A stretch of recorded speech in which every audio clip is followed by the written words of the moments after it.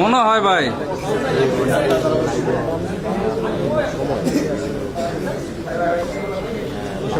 দেখতে পাচ্ছেন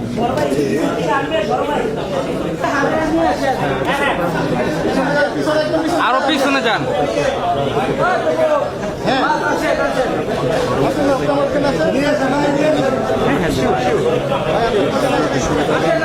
ভাইয়া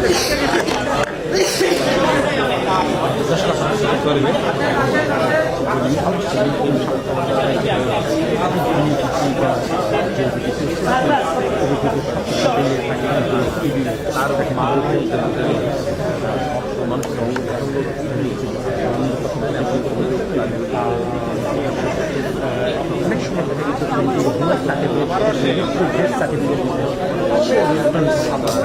শেষ পর্যন্ত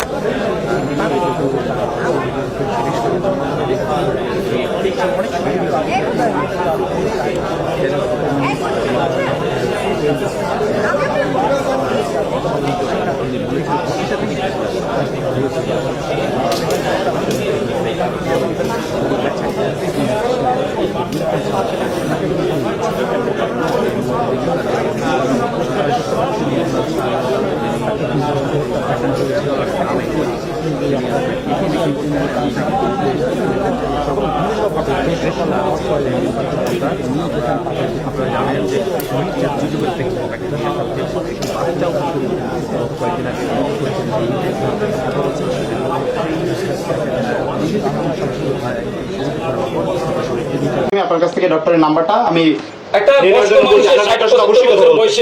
মানুষের লাশ আপনারা বিবেক করেন 60-65 বছর 70 বছরের মানুষের লাশ কি মানে কিডনি লিভার কি খুললে বেচা যায়, বেশি কোথায়, প্রমাণটা কোথায়? না আমিও তো বলতেছি কালবেলা অভিযোগ করছে সেই আচ্ছা আমি দেখাই এইটা কিডনি বেচে চালাইছে যেতাম না ঠিক আছে এখন এটা উনি রাস্তায় থাকতে থাকতে লুঙ্গি বা কাপড় যেটা পরা ছিল সেটা শরীরে গাইতে পৌঁছে গেছে, উনি লড়তে পারে না, ভিক্ষা করার ক্ষমতা নাই, ওনার চারপাশে মানুষ যায় না। এইগুলো কি আমি অনেক আমার তো প্রত্যেকটা বাবা মার 256 জন বাবা মা আছে, 256 জন বাবা মার শরীরে অঙ্গ নাই, সব আমি খুলে গেছি। সবকিছু আমরা বুঝতে পারছি, তাদের অভিযোগটা আমি আপনার কাছে যাচ্ছি। আমার অভিযোগ আপনি তাদের কাছে জিজ্ঞেস করেন ভাই, জিজ্ঞেস করেন। আমি কেউ না, আমি অভিযোগ পাইছি আপনার কাছে জিজ্ঞেস করছি, আপনি আমাকে বলে দিচ্ছেন। কিন্তু আপনার অভিযোগ ছিল এটা যে এটা হচ্ছে আমার কাছে যতগুলো পেশেন্ট আসে বা আমি যাদেরকে রাস্তা থেকে তুলে নিয়ে আসি বিভিন্ন অঙ্গ প্রত্যঙ্গে ক্ষত থাকে, কাটা থাকে বা হচ্ছে অ্যাক্সিডেন্টের। ভাই এত সহজ কথা বলি, এখানে একটা পোস্ট দেখাই আপনাদের। না এটা দেখায় আপনাদের, দেখায় প্রচার করেন আর না করেন, একটা মানে জনসম্মুখে গল্প আছে যে একদম 50 লাখ টাকা বেশি কি চলেছি না, এই ব্যাপারে তো আর আমি কিছু বলবো না। কোর্ট দেখবে কেন? একটা নরমাল আপনি যে সাধারণ মানুষেরও একটা ই থাকবে যে কিডনি লিভার অঙ্গ প্রত্যঙ্গ কাটার সাথে সাথে আরেক শরীরে লাগানো যায়, কিন্তু অন্য এই যে জায়গায় লাগাইছি সেই জায়গাটা কোথায়, সেই ওটিটা কোথায়, সেই সিস্টেমটা কোথায়, কারে লাগাইছি? আমি জাস্ট এটি আপনাকে জানানোর জন্য বলতেছি যে আমার কি মাফ করা যায় না? আমি দুজনের কথা জাস্ট আপনার কাছে আমার জন্য আমি তুলে ধরতেছি। আপনি বলছেন যে 2-3 ঘন্টা সময় করা লাগে দেখে আমি হচ্ছে ডেড বডি গুলো পাঠাই না, আর তাদের অভিযোগ ছিল এটা আমরা ক্ষত দেখার কারণে আমরা যখন শরণাপন্ন হয় তাকে জানাই যে অতিরিক্ত ক্ষত, তখন আপনি লাশ পাঠানো বন্ধ করে দেন। আমি জাস্ট এই কথাটা আপনাকে জানানোর জন্য বলছি। আমি যদি করিও অন্যায় কি করছি, এই পচা কষা লিয়ে পাঠাই, তারা ভয় পায়, তারা গোসল করাবে না বা করায় তাদের জন্য সমস্যা, বা এই পচা মানুষের লাশের খুলে মুলে দেখবে, ঝামেলা করবে, অনেক সময় নষ্ট হবে। তা আমি যদি তাদের দিয়ে গোসল না করে অসুবিধা কোথায়? আমি দেখতে চান, হ্যাঁ ভাইলেন্স ধরবে দেখে ওনার কিন্তু পেটের কাছেই দাগ আছে, তার মানে কি উনি এখানে আছে, আপনারা চেক করতে পারেন। তার মানে আমি কিডনিগুলি বিক্রি করে ফেলছি, মাথার নাই, এগুলি হাত নাই, এগুলি পরিষ্কার পরিচ্ছন্ন করে সুস্থ করে তোলার পরে তো দাগ থাকবে। এটা তো কসমেটিক্স স্বাভাবিক থাকার কথা। তো তো আম- এটা যে সাধারণ যে সার্জারির প্রয়োজন হয়, যে সার্জারিটা প্রয়োজন হয়, এটা আপনি কোন হসপিটালে করেন? কোনো হসপিটালে করি না। আমি আপনার নিজস্ব, আপনার এখানে কি কোনো ওটি রুম আছে? ওটির আপনারা চেক করে দেখবেন। তাহলে এই সার্জারিটা কোথায় করেন? এটাই আমরা যে রুগী আছে যে জায়গায় যে বিছানায় রুগীটা রাখা হয় সেই বিছানাতে রেখেই তাকে পরিষ্কার পরিচ্ছন্ন করা হয় এবং এগুলি একদিনে। আমরা রাস্তা থেকে একজন বয়স্ক মানুষ আনছি, আসলে আমাদের উদ্দেশ্যটা ছিল আমাদের যেন বাচ্চা হয়।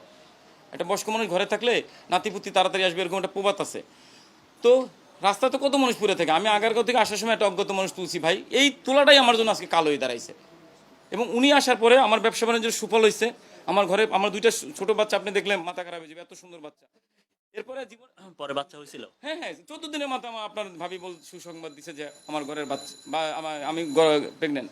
তো সেই জায়গা থেকে এবং আনার পর ওনাকে রাখতে পারছিলাম না, ওনার পায়ে একটা গ্যাংরিং ছিল, গ্যাংরিংয়ে এত গন্ধ কেউ আমাদের বাসায় স্টেপ করতেছিল না। দেন আমরা একটা টিনশেড বাড়ি ভাড়া করে 3500 টাকা 2014 সালে রাখছি। দেন ওখান থেকে আসলে আমাদের মধ্যে ওনার আসার পরে যে সুফলটা পাইছি, আমার বকেয়া বেতন বকেয়া টাকা পয়সা ফেরত পাইছি, আমার ঘরের মানে নাতি আসছে, মানে ছেলে আসছে, সব মিলে খুশিতে খুশিতে এই পর্যন্ত চলছে। দেন দুজনে স্বামী স্ত্রী মিলে বাসায় 24 আওয়ার্সের জন্য বয়স্কদের দেখা, বড় লোকদের বাবা মাকে আমরা দেখাশোনা করতাম। ওনার প্রতিষ্ঠানের কি? আমি সহযোগী আর কি। হ্যাঁ হ্যাঁ জি। আপনারা তো এই হিসাব কিতাব সম্পর্কে আপনার মোটামুটি সব ধারণা আছে? হ্যাঁ অবশ্যই আমার সাথে পরামর্শ করে বা আমি আসি সব সময় দেখি, অডিট রিপোর্টটা দাও তো। সব সময় বিকেলবেলা Audit report গুলো বের করো। মানে আমার ডিউটি শেষ আমি বাসায় অনেক সময় যে বাসায়ও যাই না, এখানে আগে আসি। আগে তো এখানেই সব ছিল, এই যে এক দুইজনের জন্য একজন স্টাফ দেওয়া যায় সেটা পরিপূর্ণ স্টাফ হয় আপনার। আর এই 75 জন বা 103 জন তো স্টাফ ভাগে ভাগে আছে, সিকিউরিটিতে আছে, রান্নার বাবুর্চি আছে 7 জন। 400 মানুষের প্রতিবেলা রান্না, আগুনের তাপের কাঠের চুলায় রান্না আপনি হয়। এবার এখানে আছে 3 জন বাবুর্চি, 10 জন বাবুর্চি। এরাও তো আমরা যারা কাজ করি আমরাও তো মানুষ। 10 জন বাবুর্চি আছে, 8 জন আছে, 7 জন আছে আপনার সিকিউরিটি গার্ড, ওয়ার্ড বয় আলাদা, নার্স, ডক্টর। আমরা ম্যানেজমেন্টে থাকবো না, আমার ম্যানেজারই আছে 5 জন, মানে সুপারভাইজার লেভেলে। আপনার বিরুদ্ধে লোকালরা মামলা করছে কেন? মারধরের মামলা করছে, হত্যা চেষ্টা মামলা করছে। এটা হলো মানে রাস্তা নিয়ে, আমার ওইখানে রাস্তা ছিল না, তো আমি রাস্তা শুধু সাভারে হয়েছে। হ্যাঁ আপনার এই কল্যাণপুরের দিকেও তো আছে। কল্যাণপুরে আমি মামলা করছি, আমার বিরুদ্ধে মামলা নাই। আমার 2 বার আমার এখানে চাঁদাবাজি হয়েছে, 4 লাখ টাকা করে চাঁদা দিতে হবে। এইখানে আমি আপনাকে বলি আমার কাছে পর্যাপ্ত পরিমাণে ঘুমের ওষুধ পাওয়া যায়, আছে। দাঁড়া আম্মা রোজা রাখছেন? ওই আলহামদুলিল্লাহ।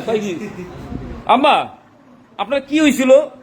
আমি নিজে কি জীবনটা আমি আমার বাবাদের একটু মুখটা মানে চিনতে চেষ্টা করবেন, ওদের পরিচয় খুঁজে পাওয়া দরকার। বিয়ে শাদী করেন নাই? বিয়ে শাদী করছিলেন? আমার মারা গেছে।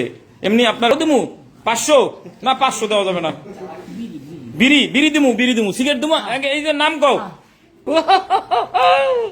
মাথা বুঝলে? ঠিক আছে সব। ও সোজা ন্যাংটাই থাকে। আমার কাপড় খুলবো না, আরে কাপড় খেয়াল রাখো তো, বানিয়ে দাও পিছন দিয়ে। তুমি কাপড় খোলো কেন? ন্যাংটা হবো না, তুমি ন্যাংটা হয়ে গেছিলা একটু আগে। আমার মা কি করে? আমার মা কি করে? খেলে? আমার ওই মা কি করে? ঘুমায় না জাগিস করে? এই পোস্ট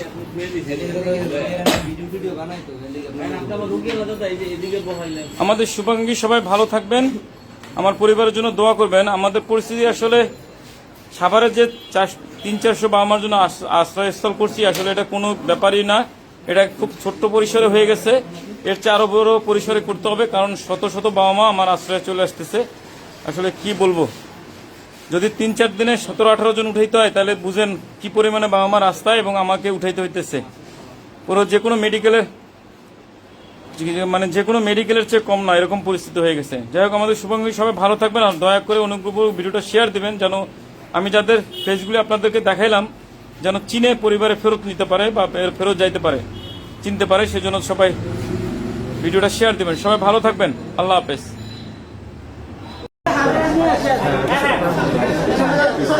আরো পিছনে যান।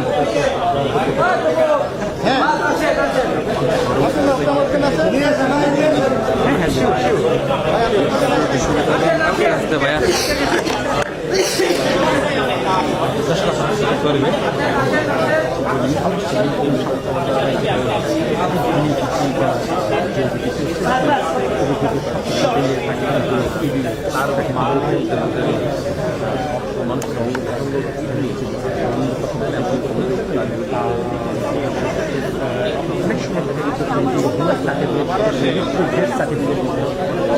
অনেক সময় শেষ পর্যন্ত